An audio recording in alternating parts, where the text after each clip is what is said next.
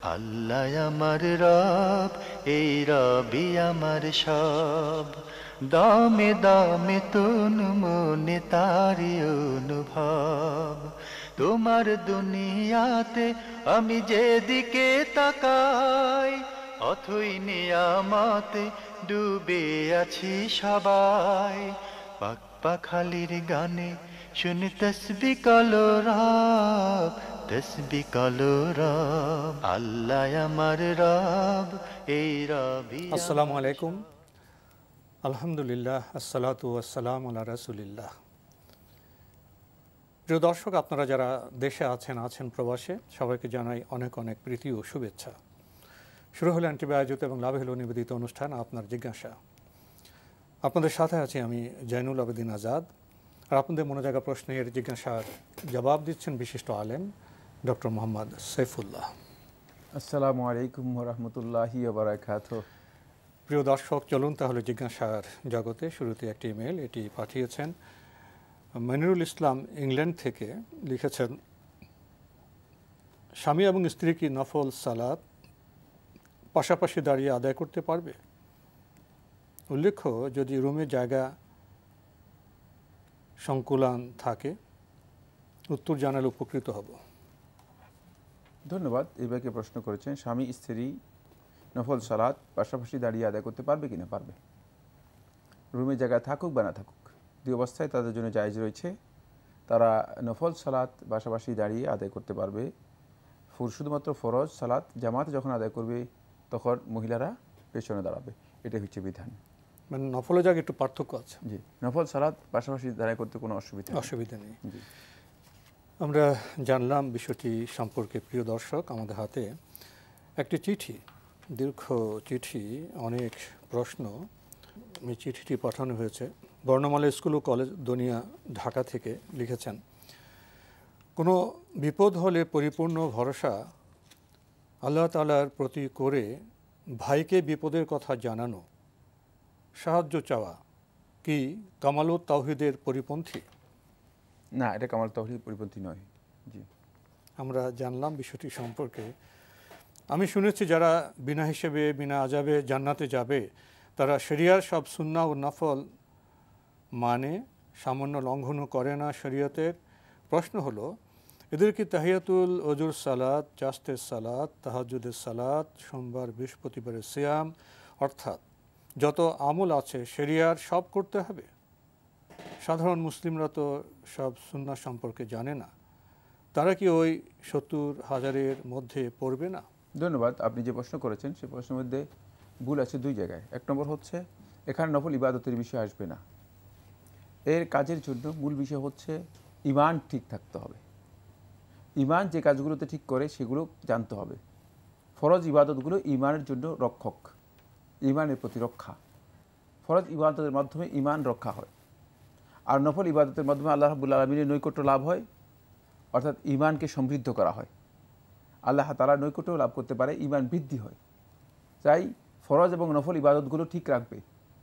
এরপরে যে ব্যক্তিগণ ওই যে চারটি বৈশিষ্ট্যের কথা রাসূলুল্লাহ সাল্লাল্লাহু আলাইহি ওয়াসাল্লাম ওই হাদিসের মধ্যে বলেছেন, সেই বৈশিষ্ট্যগুলো যদি ঠিক থাকে তাহলে তারা বিনা হিসাবে বিনা আযাবে জান্নাত লাভ করতে পারবে। জি, আরও লিখেছেন, আমি শুনেছি এই ৭০,০০০ এর ঈমান আকীদা হবে পোক্ত। এর ব্যাখ্যা কি? না, এই ধরনের বক্তব্য নেই। জি, একজন সাধারণ মানুষ, সাধারণ মুসলিম, তার ঈমান আকীদা কি পোক্ত হতে পারে? কেননা তার আকীদা ও ঈমানের বিষয়ে খুঁটিনাটি ও গভীর জ্ঞান নাও থাকতে পারে। খুঁটিনাটি জ্ঞান এক বিষয়, আর ঈমান পোক্ত হওয়া আরেকটা বিষয়। ঈমান পোক্ত হওয়ার জন্য খুঁটিনাটি জ্ঞান শর্ত নয়। আপনি বিষয়টাকে অন্যভাবে স্টাডি করেছেন, ভুল। সেটা হচ্ছে ঈমান পোক্ত হওয়ার জন্য খুঁটিনাটি জ্ঞান থাকা শর্ত নয়। একেবারেই মানে পড়ালেখা নেই এরকম ব্যক্তির ঈমান শক্তিশালী হতে পারে। ঈমানের মৌলিক বিষয় খুব শিক্ষিত ছিলেন, এর জন্য খুঁটিনাটি জ্ঞানের কোনো প্রয়োজন নেই। ঈমান পোক্ত এটার অর্থ হচ্ছে পরিপূর্ণরূপে ঈমানিয়াতের যে বিষয়গুলো আছে সেগুলোকে একেবারে দৃঢ়ভাবে মেনে নেওয়ার নাম হচ্ছে ঈমান পোক্ত হওয়া। আর সেটাই এখানে মূল উদ্দেশ্য। সেটা এখানে মূল উদ্দেশ্য। এখানে অনেক বেশি জ্ঞানের বিষয়টি রাসূলুল্লাহ সাল্লাল্লাহু আলাইহি ওয়াসাল্লাম ইঙ্গিত করেননি। জি, আরও লিখেছেন, এই ৭০,০০০ শুনেছি কারো কাছে কিছু চাইবে না, যদি মানুষের যা দেওয়ার সামর্থ্য আছে তা তার কাছে চায় ও প্রয়োজনের অতিরিক্ত কিছু না চায়, তবে কি সমস্যা আছে? 70,000-এ থাকা যাবে? এই প্রশ্ন শুদ্ধ নয়। তারা কারো কাছে কিছু চাইবে না, এই কথা হাদিসের মধ্যে আসেনি। জি, এই বক্তব্য হাদিসের মধ্যে আসেনি, নিজে তৈরি করেছেন।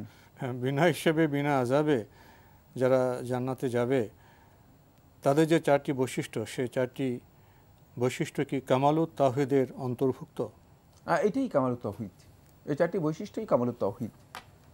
এটা জানতে হবে যে এই 4টি বৈশিষ্ট্যের প্রকৃত অর্থ কি, এই বিষয়গুলো জেনে নেওয়ার জন্য চেষ্টা করবেন, তাহলে ক্লিয়ার হয়ে যাবে কামালুত তাওহীদ কি জিনিস, এবং এটাই কামালুত তাওহীদ আসলে। আপনার চিঠিতে আরও অনেক প্রশ্ন আছে, অন্য কোনো সময় আমরা আপনার বাকি প্রশ্নগুলো একে একে পড়ার চেষ্টা করব।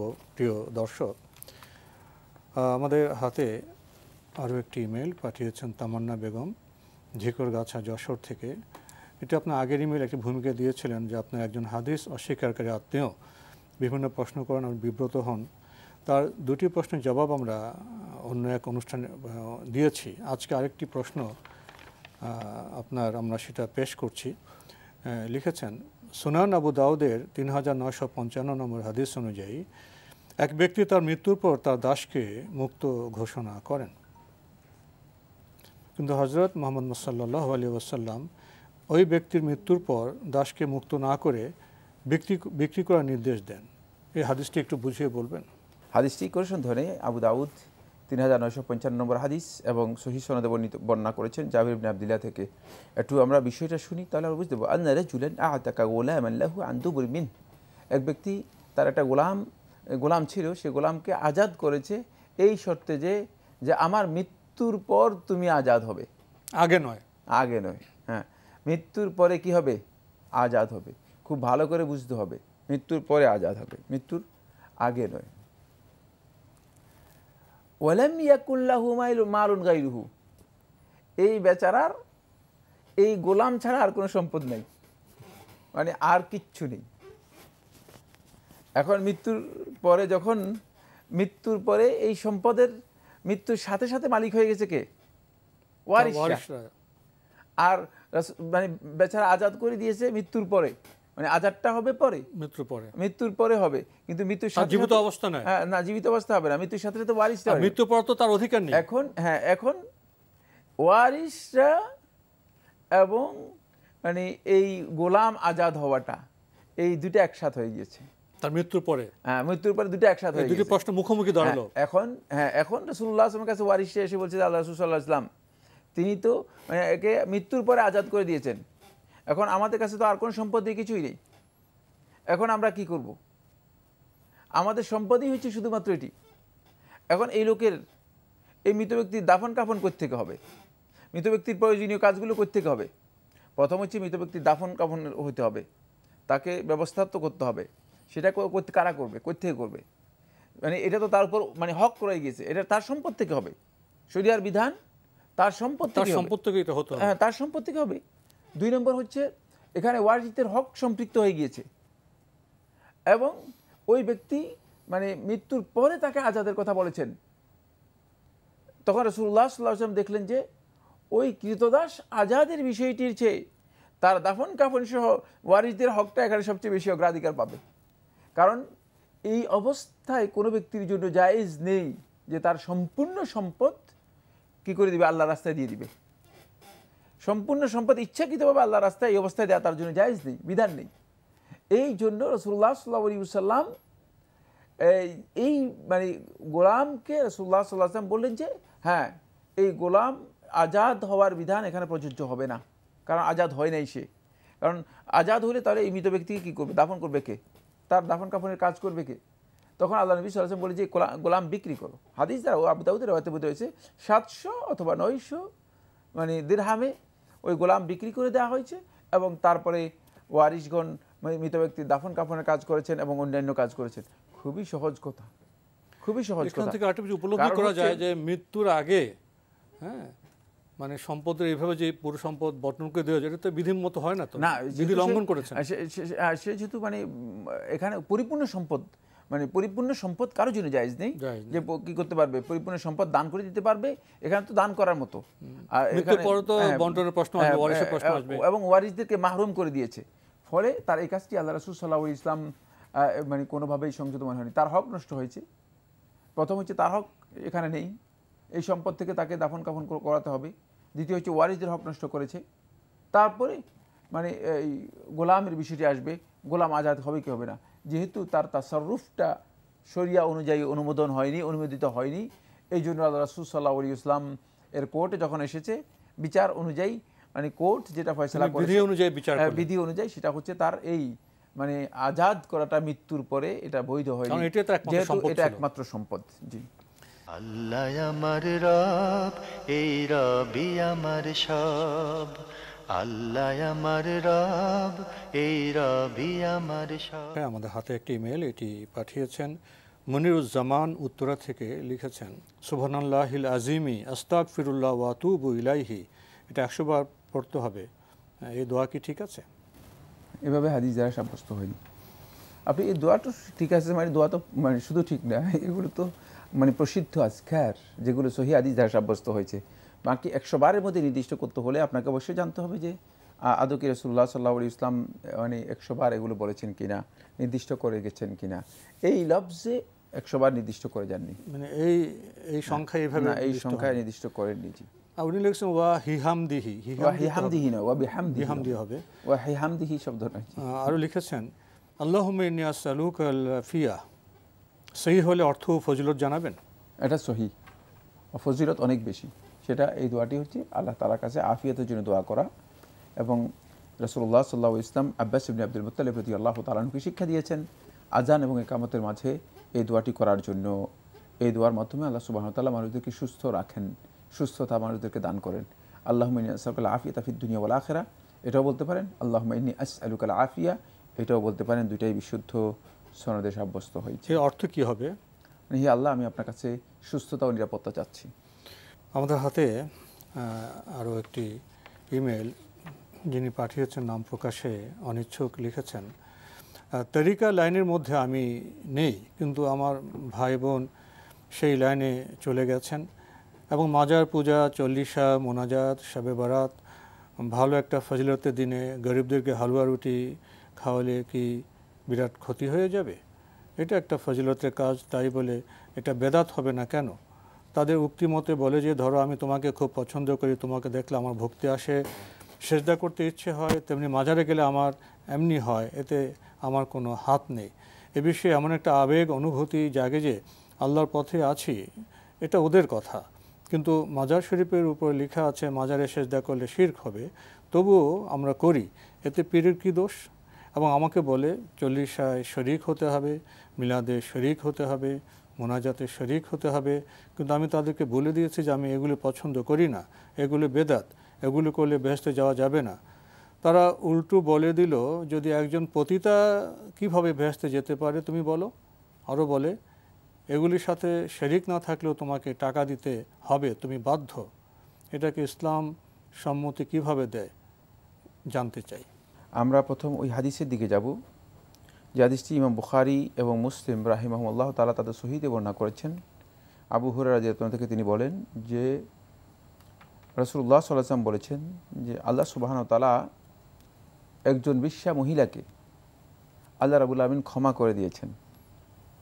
যখন সে একটা কূপ দিয়ে যাচ্ছিল, গিয়ে দেখে যে এখানে একটা কুকুর পিপাসায় কাতরাচ্ছে, জিহ্বা তার বেরিয়ে গিয়েছে, মানে পিপাসার কারণে অবস্থা এমন হচ্ছে যে মনে হচ্ছে যেন এক্ষুনি মৃত্যু হয়ে যাবে, খুব কষ্টকর অবস্থা ছিল, কষ্টকর অবস্থা ছিল। তখন ওই বেশ্যা মহিলা তার পায়ের মোজা খুলে ওই পায়ের মোজাকে তিনি তার উড়না দিয়ে পেঁচিয়ে দড়ির মতো করে কূপ থেকে পানি উঠালেন, পানি উঠায় তারপরে এই কুকুরকে পান করালেন। এতে কুকুর প্রশান্তি পেল। আল্লাহ রাব্বুল আলামিনের কাছে এই কাজটি পছন্দ হয়েছে, এই কাজটা প্রাণীকে সেবা দিল পছন্দ হয়েছে। এই ঘটনা রাসূলুল্লাহ সাল্লাল্লাহু আলাইহি ওয়াসাল্লাম বর্ণনা করতেছেন, এর অর্থ হচ্ছে এটা ইসলামের যুগের ঘটনা নয়, এটা পিছনের ঘটনা, মানে আগেকার সময়ের পূর্ব যুগের কোন একটি ঘটনা রাসূলুল্লাহ সাল্লাল্লাহু আলাইহি ওয়াসাল্লাম বর্ণনা করেছেন। কারণ রাসূলুল্লাহ সাল্লাল্লাহু আলাইহি ওয়াসাল্লামের সময় এই ঘটনা নয়। এটা হলো প্রথম কথা। দ্বিতীয় কথা হচ্ছে এই মহিলা বেশ্যা হলেও হারাম কাজ করলেও কিন্তু শিরক করে নাই, কবরে সিজদা দেয় নাই। তিনি গুনাহ কাজ করতেন কিন্তু গুনার শিরক কাজ আর করেননি। শিরক এক জিনিস নয়। শিরক এবং কুফরি যদি থাকে তাহলে আল্লাহ রাসূলের পক্ষ থেকে তাকে এই সার্টিফিকেট দেওয়া রয়েছে সে জাহান্নামী, এর জন্য মানে সে আর জান্নাতের দ্বারে কাছেও যেতে পারবে না। কিন্তু এই মহিলার ব্যাপারে বেশ্যা নয়, বেশ্যা, চোর, ডাকাত, অপরাধী, কবিরা গুনাহকারী আল্লাহ তাআলা ক্ষমা করে দিতে পারেন, ক্ষমা করে দেবেন। আল্লাহ তাআলা বলেছেন ইন্নাল্লাহা লা ইয়াগফিরু আন ইউশরাকা বিহি ওয়া ইয়াগফিরু মা দুনা যালিকা লিমান ইয়াশা। আল্লাহ রাব্বুল আলামিন যে আল্লাহর সাথে শিরক করবে তাকে ক্ষমা করবেন না, কিন্তু ওয়া ইয়াগফিরু মা দুনা যালিকা লিমান ইয়াশা, আর এই শিরকের নিচে যে সমস্ত গুনাহ আছে সেগুলোকে আল্লাহ তাআলা ক্ষমা করে দেবেন। কবিরা গুনাহ পর্যন্ত ইচ্ছা করলে আল্লাহ সুবহানাহু ওয়া তাআলা ক্ষমা করে দিবেন। মানুষ ক্ষমা চাইলে আল্লাহ ইচ্ছা করলে ক্ষমা করে দিবেন। এই হাদিস থেকে এটাই বোঝা যাচ্ছে, এই হাদিস থেকে এটাই বোঝা যাচ্ছে। কিন্তু এই হাদিসে স্পষ্ট বক্তব্য হচ্ছে তার অপরাধটা একটাই, সেটা হচ্ছে সে কি ব্যভিচারে লিপ্ত ছিল, বাট সে শিরকে লিপ্ত ছিল না, কুফরির মধ্যে লিপ্ত ছিল না। কিন্তু আপনি যে প্রশ্ন করেছেন এই প্রশ্নের মধ্যে শিরক এবং কুফরির কথা রয়েছে। যদি শিরক এবং কুফরি হয় তাহলে তার এই উদাহরণ নিয়ে আসার কোনো সুযোগ নেই, কারণ আল্লাহ সুবহানাহু ওয়া তাআলা শিরক এবং কুফরিকে ক্ষমা করবেন না। 2 নম্বর যে বিষয়টি সেটা হচ্ছে এখানে আপনি উল্লেখ করেছেন যে কিছু কিছু বেদাত আছে এগুলোতে শেয়ার করতেই হবে। এই যে বেদাতের মধ্যে শেয়ার করা, অংশগ্রহণ করা, বেদাতের মধ্যে নিজেকে ইনভলভ করা, এই কাজটি ইচ্ছাকৃতভাবে কেউ যদি করেন তাহলে তার পরিণতি কী হবে? সহিহ বুখারী হাদিসের মধ্যে আল্লাহ রাসূল সাল্লাল্লাহু আলাইহি ওয়াসাল্লাম একটা কথা বলেছেন, যেটা কি ইমাম শাতিবী রাহমাতুল্লাহি আলাইহি তার ইতিসামের মধ্যে উল্লেখ করেছেন যে লা ইয়াকবালুল্লাহু মিনহু সারফান ওয়ালা আদলান। আল্লাহ তাআলা তার কোনো নফল ফরজ করে ইবাদতই কবুল করবে না। তো যদি নফল ফরজ কোনো ইবাদত কবুল না করে তাহলে এই ব্যক্তির দশা কি হবে? এই ব্যক্তির দশাটা কি হবে? তাহলে তো আপনার ইবাদত সবটাই পণ্ড হয়ে যাবে। যদিও এই হাদিসের মধ্যে ইমাম শাতিবী রাহমাতুল্লাহি আলাইহি স্পষ্ট করে কথা বলেছেন যে বেদাতি ব্যক্তি যদি বেদাত জেনে নিশ্চিতভাবে এটাকে প্রমোট করে, এটাকে চেষ্টা করে, আপনি তো এখানে দেখা যাচ্ছে যে কথা বলতেছেন মনে হচ্ছে যেন বেদাতের ডাকডোল বাজিয়ে বাধ্য করা হচ্ছে, ডাকডোল বাজিয়ে বেদাতকে মানে মানুষের সামনে তুলে ধরার জন্য চেষ্টা করা হচ্ছে। খবরদার, কারো বেদাত ভুলে হয়ে গিয়েছে, কারো গুনাহ ভুলে হয়ে গিয়েছে, সেটা একটি কথা। আরেকটি হচ্ছে ইন্টেনশনলি, মানে ইন্টেনশন নিয়ে ইচ্ছাকৃতভাবে মানে খারাপ কাজ করা, এটা প্রচার প্রসারে লিপ্ত। মানে ইসলামকে বেদাত করাটা কি? ইসলামকে বিকৃত করার নাম। বেদাত করাটা কি? বেদাত করা হচ্ছে আল্লাহ রাসূল সাল্লাল্লাহু আলাইহি ওয়াসাল্লামকে অপমান করা। বেদাত করাটা কি? আল্লাহ রাসূল সাল্লাল্লাহু আলাইহি ওয়াসাল্লাম যেই কথা বলে গেছেন সেই কথাকে না মেনে নেওয়া। বেদাত করা কি? ইমাম মালিক রাহমাতুল্লাহ আলাইহি বলেন বেদাত করা হচ্ছে আল্লাহ রাসূল সাল্লাল্লাহু আলাইহি ওয়াসাল্লামকে খেয়ানতকারী সাব্যস্ত করা। শেখুল ইসলাম ইবনে কাইয়িম রাহমাতুল্লাহ বলেছেন যে বেদাতি 4টি জিনিস থেকে মাহরুম হয়ে যায়, তার মধ্যে একটি হচ্ছে বেদাতি ব্যক্তি তওবা থেকে মাহরুম হয়ে যায়, কারণ সে তো তওবা আর করবে না। সে তো মনে করে আমি ভালো কাজ করেছি, আর গুনাহ করছে, যে জেনা করেছে, যে চুরি করেছে, যে ডাকাতি করেছে, যে দুর্নীতি করেছে, সে কিন্তু অপরাধ বোধ তার একসময় জাগ্রত হতে পারে, একসময় সে তওবা করতে পারে। কিন্তু এই বেদাতি ব্যক্তি কোনোদিন তার অন্তরের মধ্যে এই অপরাধ বোধ জাগ্রত হবে না, সে কোনোদিন অনুতপ্ত হবে না, সে কোনোদিন আল্লাহ রাব্বুল আলামিনের দিবে না এবং তওবা করার সুযোগ কোনোদিন লাভ করবে না। আমরা খুবই গুরুত্বপূর্ণ বিষয়ে অবগত হলাম। প্রিয় দর্শক, আমাদের হাতে আরও একটি ইমেল, এটি পাঠিয়েছেন শাহরুখ হোসেন তন্ময়। লিখেছেন, কোনো চাকরির জন্য কাউকে মধ্যস্থতা হিসেবে গ্রহণ করা এবং এর বিনিময়ে তাকে টাকা দেওয়া কতটুকু জায়েজ? এখানে 2টা সূরত রয়েছে। প্রথম সূরত হচ্ছে যে আপনি চাকরির জন্য উপযুক্ত নন, চাকরির জন্য আপনার সেই যোগ্যতা নেই, মানে আপনি সত্যিকার চাকরির আহাল নন, আহাক নন, হকদার নন, যোগ্য ব্যক্তি নন। ইজা উসনিদাল আমরু ইলা গায়রি আহলিহি ফান্তাজিরি সাআহ। রাসূলুল্লাহ সাল্লাল্লাহু আলাইহি ওয়াসাল্লাম বুখারী হাদিসের মধ্যে বলেছেন, যখন অযোগ্য লোকের কাছে কোনো দায়িত্ব ন্যস্ত করে দেওয়া হবে, অযোগ্য লোকদেরকে ভালো ভালো পোস্টে যখন মানে পোস্টায়ন করা হবে, পদায়ন করা হবে, তখন ফান্তাজিরি সাআহ, কিয়ামতের জন্য অপেক্ষা করো, তখন কিয়ামতের সময় এসে যাবে। এখান থেকে বোঝা যাচ্ছে যে এই কাজটি অত্যন্ত জঘন্যতম অপরাধ, এটা সবচেয়ে বড় দুর্নীতি। কারণ যে কাজের জন্য উপযুক্ত নয় সেই কাজে তাকে নিয়োগ দেয়া এটা খিয়ানত, এটা খিয়ানত। তাই এই খেয়ানতের কাজে যদি আপনি কাউকে টাকার মাধ্যমে সহযোগিতা নেওয়ার জন্য চেষ্টা করেন আর আপনি অনুপযুক্ত, তাহলে আপনার কাজটা হারাম হবে, কবিরা গুনাহ হবে, কোনো সন্দেহ নেই। হারাম এবং কবিরা গুনাহ হবে, কোনো সন্দেহ নেই। আরেকটি সূরত হচ্ছে এই যে আপনি এই পোস্টের জন্য উপযুক্ত এবং আপনি এই পোস্টে পরীক্ষা দিয়েও যোগ্যতার সাথে আপনি টিকতে পারবেন, টিকেন, কিন্তু মানে আমাদের যে সিস্টেম আছে সেই ম্যানেজমেন্টের সিস্টেমের মধ্যে দুর্নীতি ঢুকে গিয়েছে। এখন দুর্নীতির কারণে আপনি সেই পোস্ট বা চাকরি পাচ্ছেন না।